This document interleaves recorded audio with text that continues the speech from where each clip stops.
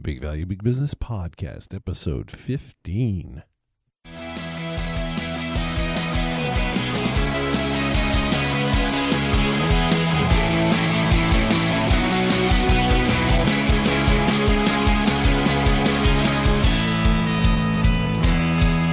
Welcome to the Big Value, Big Business Podcast with James Lynch, where we talk with today's most successful marketing minds about getting the right message in front of the right people and getting the right people to become your customers for life. And now, your host, James Lynch.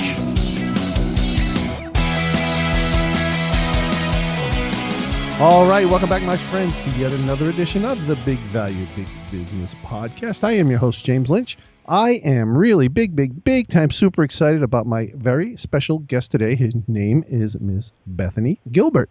Bethany comes to us from ownyourhill.com, where she is the creator of the Own Your Hill inbound marketing system. Basically, Bethany works with small business owners to help them identify what Bethany calls their hill. In short, from a business perspective, that means Bethany helps small businesses develop their own unique business model using behavioral and psychological methodologies to create their own inbound marketing strategy. Now, this explanation just scratches the surface of the Own Your Hill philosophy. So let's say hello to Miss Bethany and learn a little bit more about this unique inbound marketing strategy that she has created. Hello, Bethany Gilbert. How are you today? I am good. Thanks for having me. Well, thank you for agreeing to be on the show. And how is things down south? Awesome. Cold today, unfortunately. Wow. Well, you can come on up and enjoy some of this 17 degree this morning. And you tell me about cold, but I know my perspective is a little skewed, I think. So, Bethany, I want to thank you for coming on the show, and I'm really excited for you to share with our listeners your complete philosophy on the Own Your Hill, both the practical side as well as the metaphorical side. So, does that sound like a plan? Sounds good. Cool. So, can we get to start out with a little history about you, like where you came from, and maybe a little bit about the journey that took you here to where you are today? Absolutely. Well, I'm basically a geek by birth.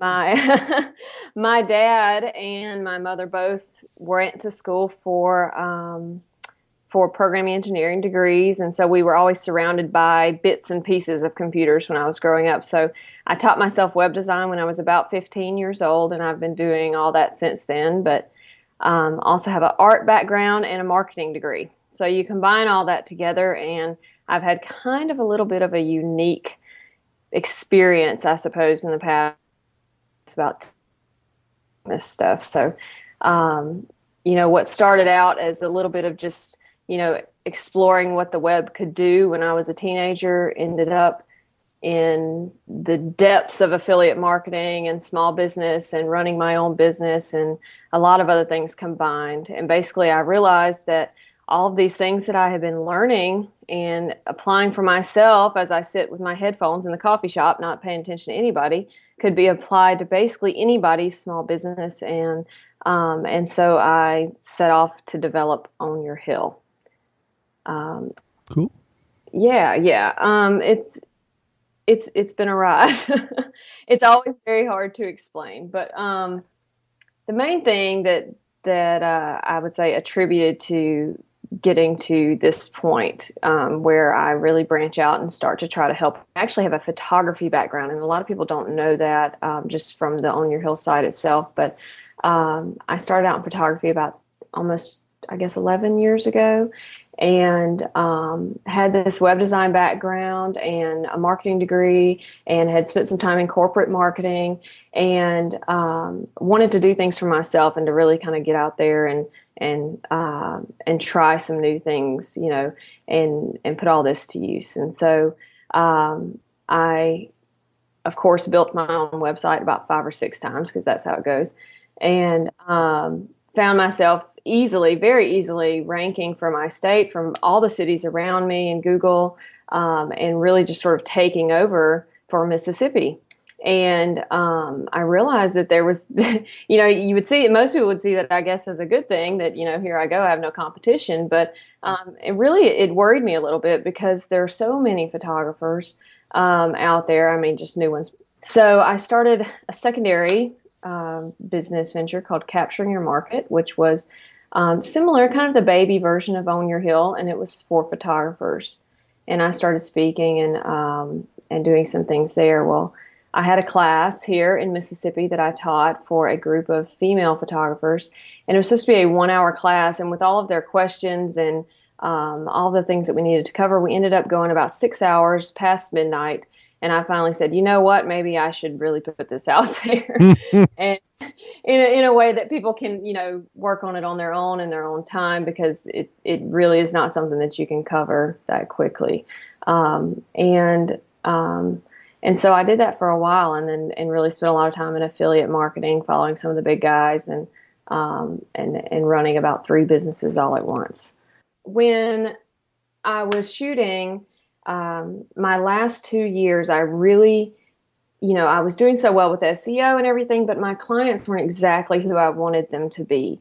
It was sort of hit or miss, and I wasn't necessarily connecting with exactly the kind of people that I wanted to be shooting for. And so I started doing more research into sort of the behavioral side of things and the psychology side of things, and really paying attention to why I was shooting and what it was specifically about these people that I was trying to find. And I changed everything. I put up my last brand new website about a year and a half before I actually shut everything down, which I'll get to that in a second. But I put up that last site, and I completely focused on this specific group and just laid it out there, 100% authentic, 100% true to who I am as a photographer, and it worked. I started bringing in these clients that I just absolutely adored. It was the most positive 2 years of my business for sure. And anyway, and then my business mind got a hold of me, and I realized, that there wasn't really an ability to scale with photography, and I wanted to do something that could help a lot of people. I didn't want to just, work with just 12 to 15 people a year. And I wanted to do something that could help people. And now that I had this experience under my belt and I had really nailed it, I actually shut everything down and handed some of my clients off to friends and things like that. And I started looking more into this side of things where I am now. More the marketing for businesses overall. Right. Yeah. And so then what I did is I started working with a company here in Laurel. And they do web design, and I came in and basically said, well, what you guys are doing is amazing. There's easily the best designers in the state, but we need to be focusing on inbound. We need to sort of shake things up and change the way that small businesses approach web design in these tiny little towns with very few internet users. And so they were on board with me, and I started meeting with these tiny little businesses. I mean, mom and pop places and like hair salons. I mean, tiny little small town places. And sitting across from these business owners, usually in a coffee shop somewhere, I could just see it on their face that they're just so stressed and confused, and they're just thrashing and trying all these little things, and they just nothing is working. Nothing is really gaining momentum. They're trying what they see their friends do on Facebook, and they're attempting on Twitter. They're trying to use all these tools, and they're basically just throwing things against the wall and hoping something sticks. And I sat down with them and I said, well, forget all that. Tell me why it is you're in business to begin with.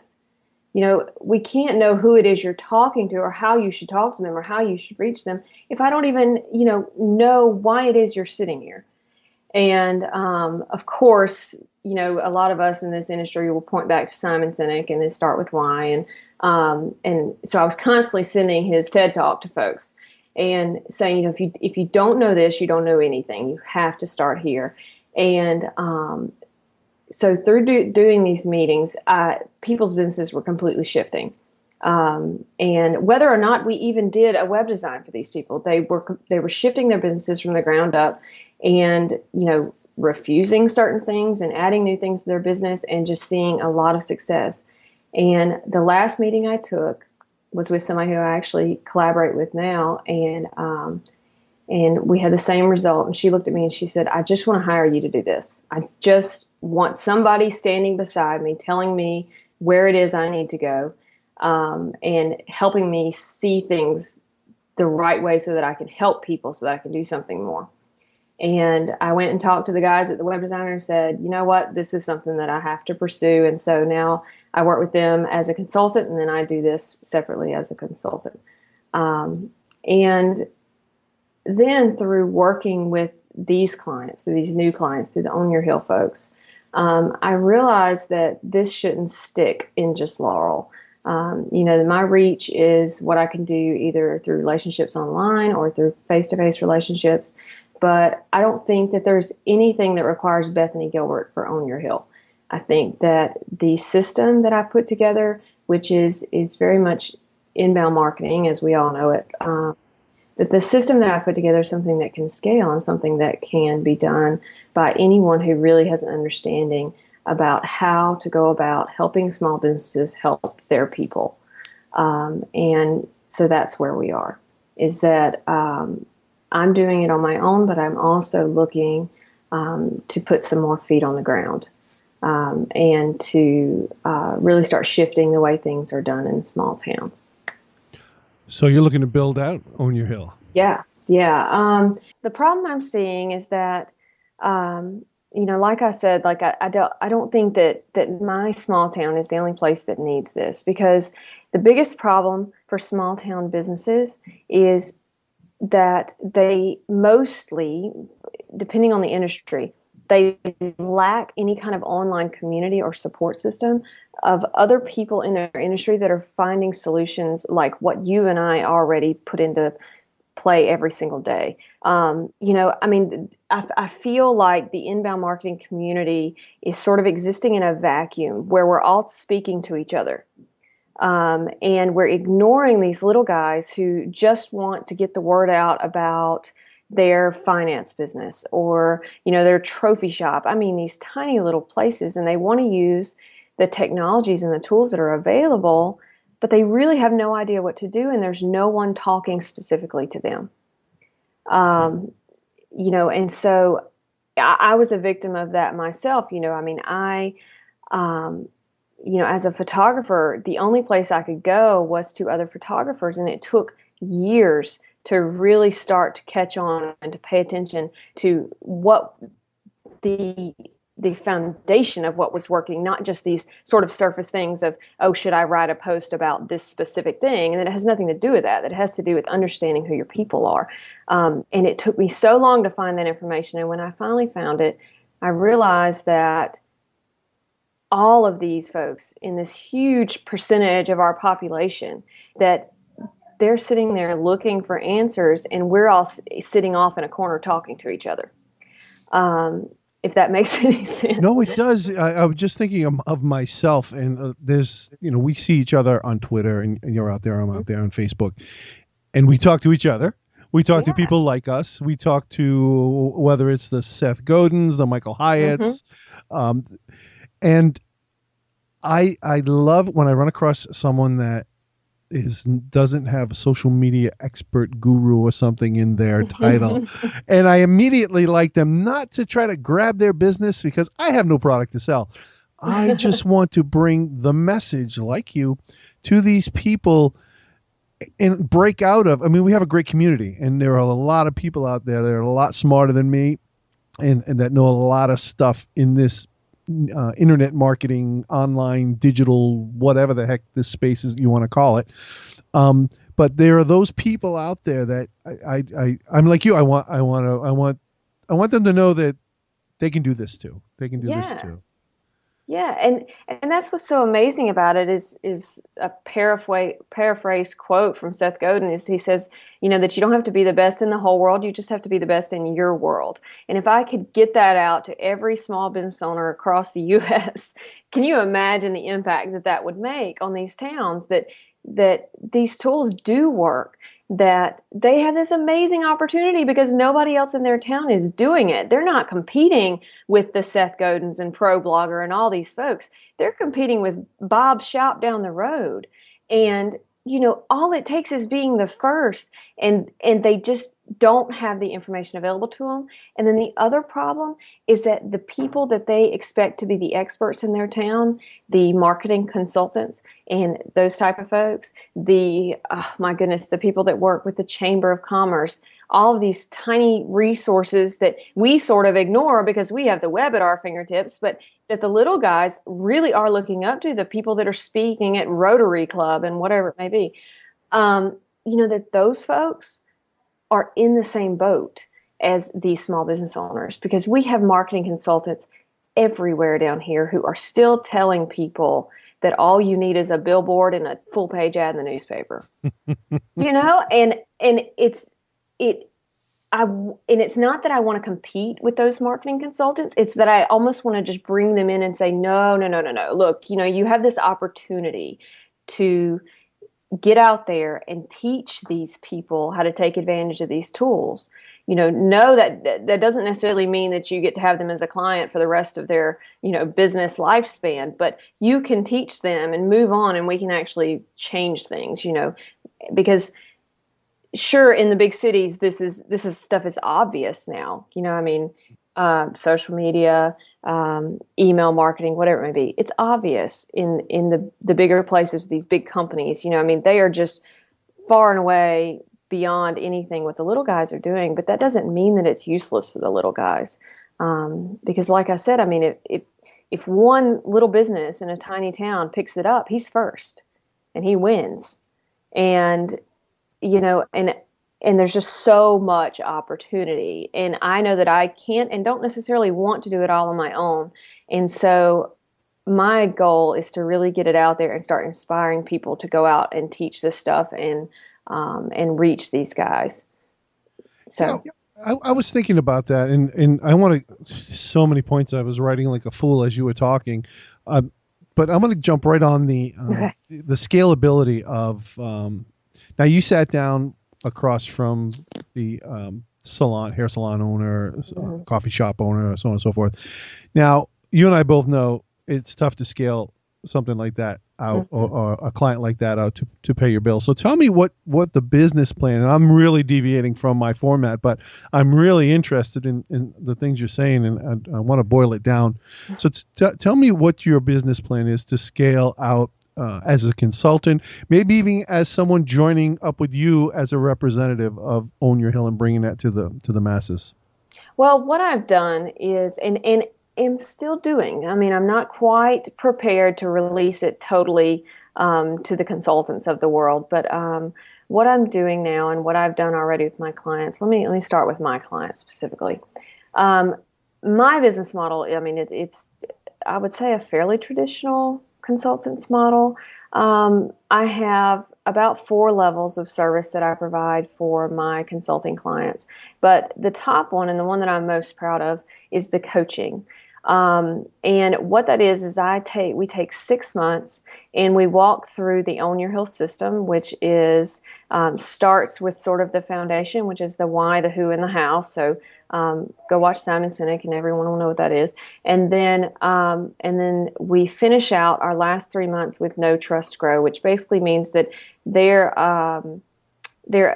all, at the beginning we've set the strategy, and now we put all of this into play. And so we build out a site, we build out a blog, we start doing content in so many different ways. We start establishing relationships and start building trust with people. And then by the time that I'm done, I'm able to walk away from them and know that they have all of the tools in place that they need to actually move forward. So I'm most proud of that, even though that seems, I think, to a lot of business people like, well, shoot, you just gave up a client. But for me, knowing that I was able to help somebody and then move on is, fulfilling. It fulfills my why, which is to help as many people as possible.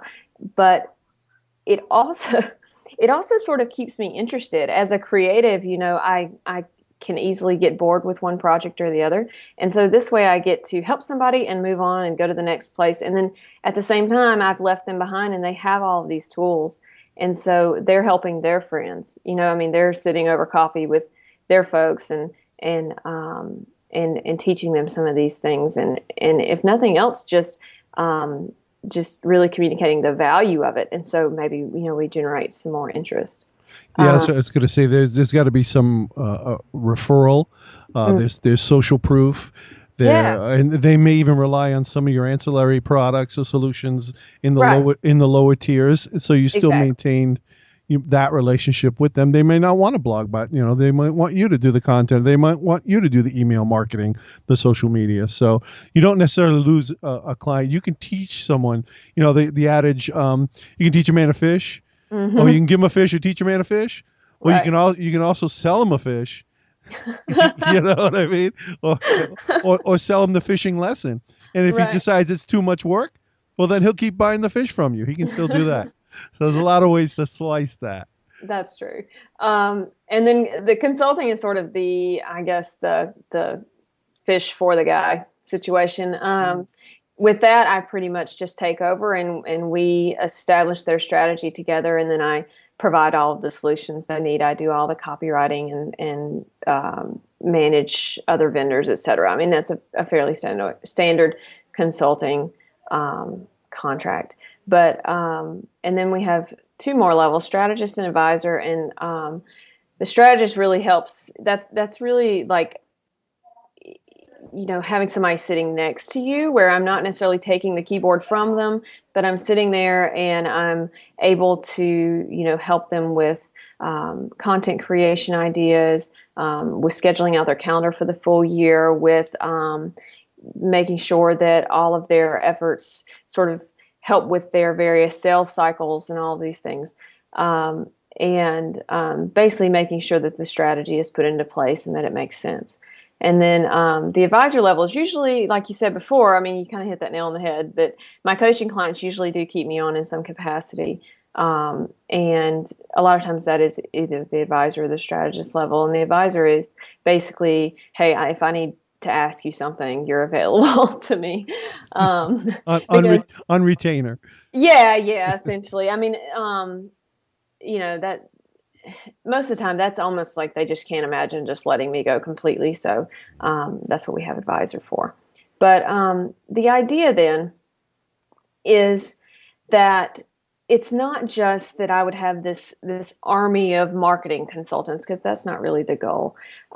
It's that the system stands on its own, that it is built in such a way that anybody with a basic understanding of inbound marketing can take this and learn the parts that they need to know to be able to help people and to be able to help small business owners. And it basically gets rid of all the fluff. And that's what's valuable about it. I mean, there's 1,000 ways that I could sell this system. Working on a book right now, which involves the system somewhat, multiple talks, just tons of stuff that I could do. I mean, I do exist in the inbound marketplace, but the goal really is not so much for personal gain as it is to push this message as far as I can get it. And so I will be selling the system in various formats, but the goal is to make it as clean and simple and actionable as possible so that other people with an understanding can pick it up and go with it. And I don't see that that's been done in a way that really targets the little guys. I mean, there's so much information out there. My gosh, there's so much information. And I really am not looking to necessarily duplicate any of that. I'm happy to be a resource. I'm happy to send people to other places. But my goal is really just to provide clarity. Boil it down. Yeah. And not so much to simplify, because I don't want to take all of the ideas that are out there and put them together and just give them bits and pieces. But I want to say, okay, based on real world experience and based on, actually sitting down with people and walking through it, this is the stuff that actually makes a difference. This is the stuff that not only gives this business owner peace of mind, because, it's easy to look at statistics, but these people are feeding their families and paying their car note. They have got to bring customers through the door. And so I want them to be able to leave from a meeting with me or an On Your Hill consultant and to be able to say, you know what, like, I've got this. I know that what I'm going to do is going to work. Because, hey, there's the beauty of online marketing is that we have data that we don't guess based on the number of newspapers that went out this week. We have data to show what works and what doesn't, and we can repeat it when it does work. And so that's the feeling that I want people to leave with when they're done with this system, is that they have clarity, that they know that what they're going to do is going to work. They're not going to thrash anymore. They're not just going to watch what their competitors do and try to copy it. They're not just going to throw stuff out there on Facebook until Facebook shuts them down. They're going to have a true path to follow. And so it always comes back to clarity and to helping people. Another major aspect of the On Your Hill system and the unique value that we bring to businesses is that we are slightly different from the average marketing consultant in that we take no kickbacks and we have no bias, because our only fee is paid up front from the client. So we don't have to worry about picking specific vendors or working with anybody with this previous relationship, that we're able to pick and choose exactly the products and the tools that work best for these clients. And I really think it helps make On Your Hill unique. It's very hard to teach authenticity to these businesses if we are not being completely, absolutely transparent with them about the decisions we're helping them to make. And that's great. That's a fantastic philosophy and a fantastic business plan. I love it. You touched on niching down, that you found the most success when you niched down and really identified. You talked about it twice. You talked about it when you were first starting in photography, and then when you were successful, and then you decided you wanted to niche down again and to define a certain client, a certain customer. Right. Could you touch on that a little bit, on the importance, like what the before and after, and how you went through the process of identifying and niching Sure. down? Well, at first I was almost having success by default, because I had an understanding of search engine optimization, and I had an understanding of web design. And at that time, oh my gosh, like I would say it was in the 90% somewhere, 95% probably of photographers had Flash websites. And so, I mean, it honestly, it could not have been easier. And so I was top ranked for the state in all the major cities for about 5 years straight. And, and so it was almost just success by default, just because I could do SEO, if nothing else. And so, I lived on that for a few years, and all of my clients were wonderful people. I really enjoy the weddings, of course, but they weren't, I was more inspired by a specific subset, I guess, a specific niche.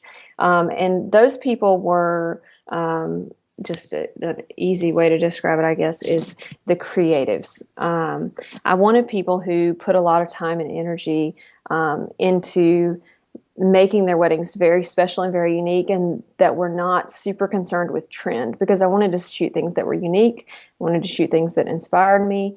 And so that was really my challenge, was finding those folks. And, how did they think of themselves and what was important to them in a photographer. And so what I did is I started, a common phrase, I guess, in photography is show what you want to shoot, which is just absolutely on target. And I wish I could get that message out there a little more. But, basically I started pulling everything from my brand, every photo that I was showing, and reducing it down to just those that I would pay somebody to let me shoot again. And so, that made it very clear, I think, just the images themselves, but then of course, that's almost subjective. So I made it very obvious on my site. My site is down right now because I'm trying to reduce that brand a little bit, but I really just got out there and said, this is what I love about weddings. If you're like this, then we're made for each other, essentially. Wow. Yeah, I mean, it was That's a very, bold move. yeah, yeah. Well, I knew so much of branding comes down to not necessarily, who it is you're talking to, but who you're not talking to. And I wanted to make that very, very clear because brides tend to sort of group up and to think that they're all very similar, and then at the same time, all very different. So it's kind of a strange industry. And so I very much wanted to make it obvious that if this is you, then you're made for me. And it worked. I mean, for 2 solid years, every wedding that I booked was a creative wedding. Several of them were pre-published, so they were slated for publishing before the wedding even began. Just because that of course it just works out for me that was the same weddings that the magazines and such wanted to publish because they were unique. And so I mean, it was very good for my career. But I could have just done SEO, I suppose, but I don't feel like that would really have fulfilled my why as far as photography, and it would have not inspired me so much of it as an artist, if that makes sense. And Yeah, so, totally. you can go both ways, but for me, I would rather at the end of the day have fulfillment and enjoy myself, I suppose. And it doesn't hurt to book out the calendar with awesome folks. So tell me, how did you turn this? I see success or that type of niching repeating itself in your new endeavor. You went and you got with these web guys, and then you got more or less from there. You got a partner, and you've created this this new business model. So how are you going about using that mindset to work with the right people, I guess is my question. Oh, that's a loaded question.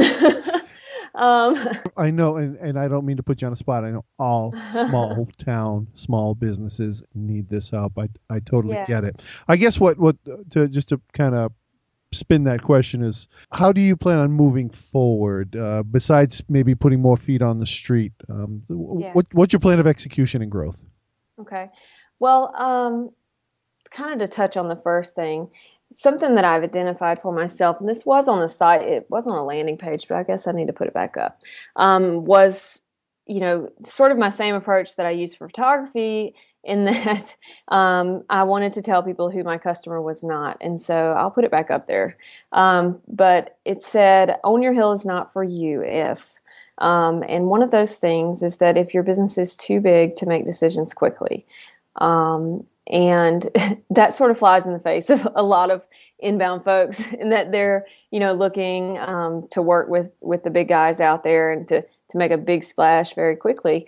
And for me, I want to make sure that when I sit down with somebody that they're able to make a decision based on how they feel about the situation, about how, I told you I want them to walk away with clarity. Well, that doesn't matter if they've got, a board of decision makers they've got to go through first. I want things to move quickly. And so that has sort of been part of my strategy as far as picking people. But right now I'm sort of handpicking based on folks that I worked with through various sessions with the web design company and some other things. But I've been spending most of my time writing, honestly. Cool. Lucky Yeah. you. So I don't need that many clients to just to support myself. And so I've been trying to, I have this one client who I've been working with for a year now, and he's always been my guinea pig, and he lets me learn from him, and that has been wonderful. And so he's my, almost a internal focus group or something. And so that's really been my focus, is not so much building this giant empire here in Laurel, because that's just not really, I don't know where my vision lies, but it's been more about learning as much as I can based on all of my past history, because I've worked in bigger companies. I've been a marketing director. I've been various things. And, the focus is really on finding a few people here who I can basically, like I said, to make a guinea pig for me and build the system out, because I know it works and I've done it many, many, many times. And like I said, I think I jumped on it for just a second, that I'm also very much involved in affiliate marketing. And so I know all of the psychological methods and all of these things that sort of drive traffic and drive conversions and all that. But really, my interest is in saying, I don't want to necessarily tell you every distinct reason why all of these things work, and I don't want to have to do this over and over and over for 1,000 different companies. I want to get feet on the ground as quickly as possible, and make a big impact. Sure, I could sit here and have 20 clients a month and never sleep, but I think I would be in the same position I was with photography, in that it wouldn't scale, that I would be limited by my own time and my own resources. And my goal is really to get out there and to sort of equip other people to do this and to help folks. And, and then maybe later on, then I'll take on more clients and fill out that calendar. But right now I'm kind of being, I guess, picky about finding opportunities that teach me something. Yeah, I hear you, and I do understand the scaling. That's kind of like where I'm going with the podcast, is reaching a lot of people, and just with the message, with your message, and with other like entrepreneurs that really have something to offer the small business owner. And Right. I'm really looking forward to seeing how you're going to put this plan in motion in the future, and being able to empower your own affiliates, if you would, right? I mean, that's kind of like, that's your wheelhouse, right? Yeah. So you'll get affiliates to go out there and beat the drum and empower in their neck of the woods. That's awesome. Let me shift gears for a little bit, and we'll start to wind things up. And if you could give, talking to the small business owner, today's noisy, crazy social media world, what's the best way for an aspiring business to stand out above the noise? To help people. And, that seems so simple to us because we hear it all the time. But there's nothing stronger than someone looking at a business and the average person on the street sees a business as someone who wants to take their money, right? I mean, and sometimes that can have a negative connotation, I suppose. But if they see something out there of, this guy is, he's not asking anything from me, that he's putting out information or whatever it may be that is actually helpful to me and has some impact on my life, then, of course, I mean, it's basic inbound, but I think that we like to use the terminology and the big words, and these little guys, these small town guys, they aren't getting it. They're seeing clicks, and they're seeing visits, and they're seeing content creation and all of these words, and it all comes down to helping. And you can't help somebody unless they can find you. And so you understand your people and how they think and where they are and what they're doing on a day-to-day basis. And you go to those places where they are and you help them. And it's really that simple. And we make it complicated, but it really is that simple. I was going to ask you, the next question was how do we find our avatar? How do we define that? And you said you find them. And you go to where they're hanging out, and you speak to their pain points and answer their questions, and there you go. Yeah. I mean, I really think I think our industry really enjoys making it complicated. I think we like to look at all of the terminology, and we like to talk to each other on Twitter and and get in these deep discussions about it. But the little guys are just sitting back saying, I just don't get it. I put stuff on Facebook. I talked about my employee of the month. I, put our new sale. I did all these things and no one cares. Only my employees like me on Facebook. And, and so literally I've had that conversation probably 100 times in the past year of 2 seconds of, I don't get it. This isn't working. Are you helping people? well, no, like I'm sending them stuff. It's a sale. That's helpful. No, and really that makes all the difference is just simplify this stuff. It's not that hard. And when you start thinking like real people and and like what would you say to a friend, it sort of makes it a lot more simple, I think. And that's the goal. Love it. I love it. Helping. Just help. Just help Yeah. someone. Yeah. It's great. Yeah. That's great. How about how do you keep informed? How do you keep up to date? You sound well read, and you talked about Seth Godin, and so where's your go to for inspiration, ideas? How do you keep informed? I mean, you can get. You said it yourself. There's a lot of information out there, and we are talking to each other about conversions and KPIs and all this junk. Where do you go to get the lowdown? Well, there's a lot of places, I guess, and I guess I live online for the most part, but I'm excited to see that even our little tiny local library in small town Mississippi, about as small town as it gets, that I'm starting to see some of our inbound authors there. I like the guerrilla books, the marketing guerrilla books. Of course, Seth Godin. I have my shrine to Seth Godin, like everybody else, and TED and Twitter and, my goodness, Pinterest now, of all places. Even for our industry, huh? Yes. Oh my gosh. As infographics grow, so does the value of Pinterest for us. I mean, there's a lot of information out there. And then the big guys, like I like to watch the data come in from places like Kissmetrics and HubSpot, of course, and Wider Funnel and all those folks. I like to see what's working for people. I like to look at test results and then that's where most of my information comes from, is from testing it. And from one of my 12 affiliate marketing sites.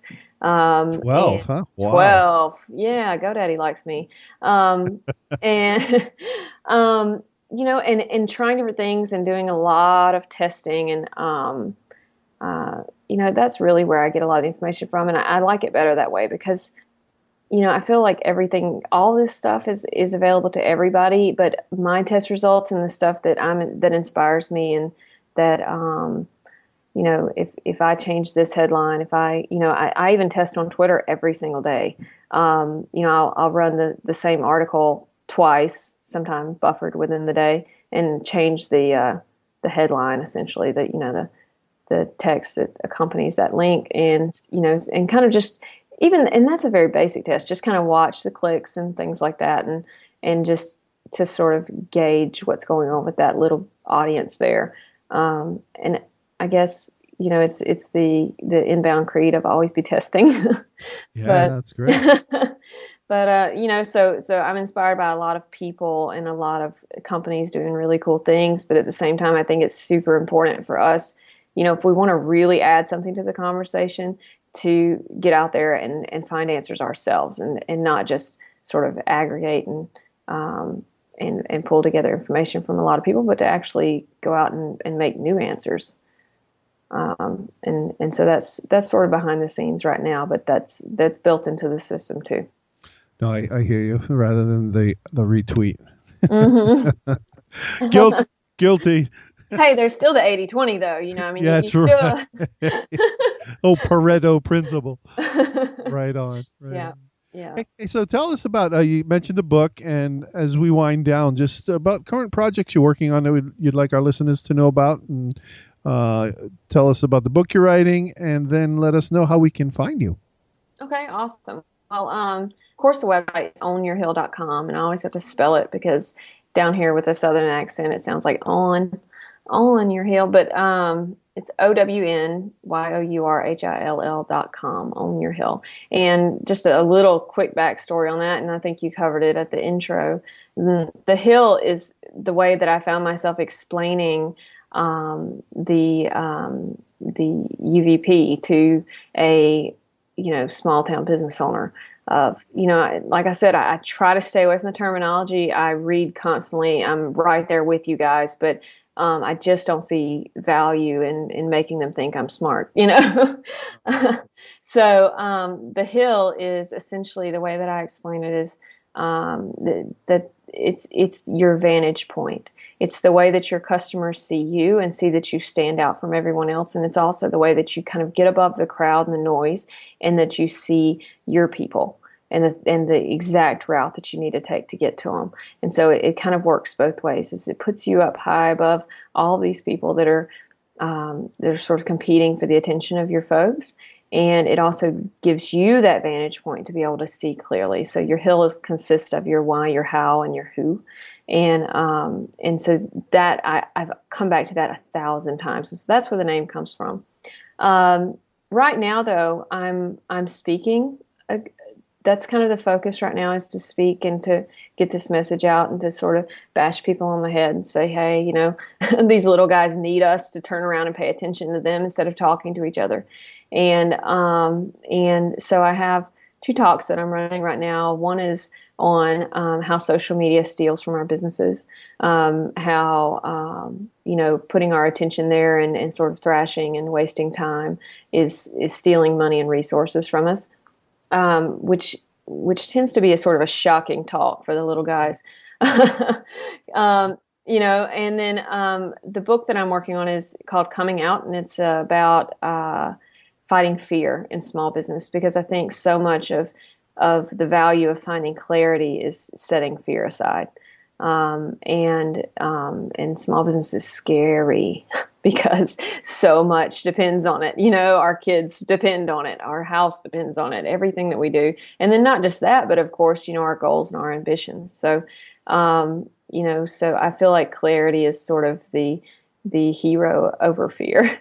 And so that is the book that is in process that I get asked about all the time, when that's going to be finished. But, anyway, and so that's the 2 main things. And then, of course, the Own Your Hill consultant system is in creation mode right now. I'm working with a couple of my guinea pig consultants to figure out the best possible way to teach this, and the fastest way to teach it, and the way that they can, you know, walk into a business and be completely clear about every single step they need to take with these folks. And so that is coming very soon. But sign up for the email list on Your Hill, and I will be releasing all that information, hopefully in the next few months. Hopefully. Cool. And where can we see your talks on the web? They're not, because they're small town talks. We've got to come see you at the Rotary Club. Exactly. Yeah. No, they're not up yet, but I'm working on a couple of videos to get those out, and I might do Hijacked for that and release it so it can be, you know, used in some of these smaller towns and things before I get the consultants moving. So, yeah, that's a good point. I need to get that out there. It's going to be worth waiting for. Everything sounds so exciting, and I wish you the very best of luck.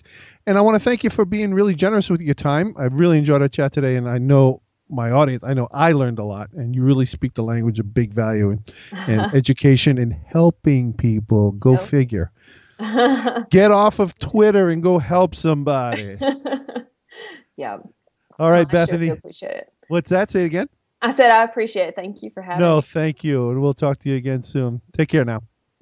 All right. I hope you enjoyed our chat today with Ms. Bethany Gilbert. Please visit Bethany at ownyourhill.com. You can find the show notes and the highlights for this interview at bigvaluebigbusiness.com/episode 15. Or just go to bigvaluebigbusiness.com and type Bethany, that's BETHANY, into the search box for easy access.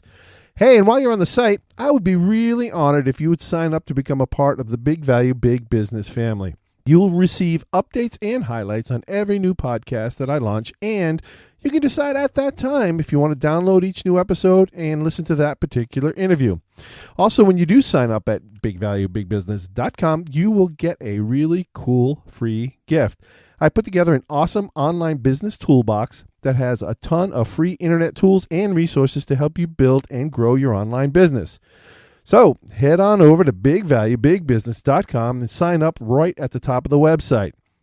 And hey, also, did you know that you can listen to the show on iTunes? If you listen with your iPod or iPhone, you can get it right there on iTunes, and it would be really awesome if you would subscribe to the show. And even if you have time, leave a review for the show on iTunes. It's always appreciated. When you add a review about the podcast on iTunes, it helps us bring the show to more people. So if you use iTunes, please subscribe. And lastly, as always, I really hope we brought some big value into your day today. You take care, and I'll be talking to you real soon. Thanks for listening to the Big Value, Big Business Podcast at www.bigvaluebigbusiness.com.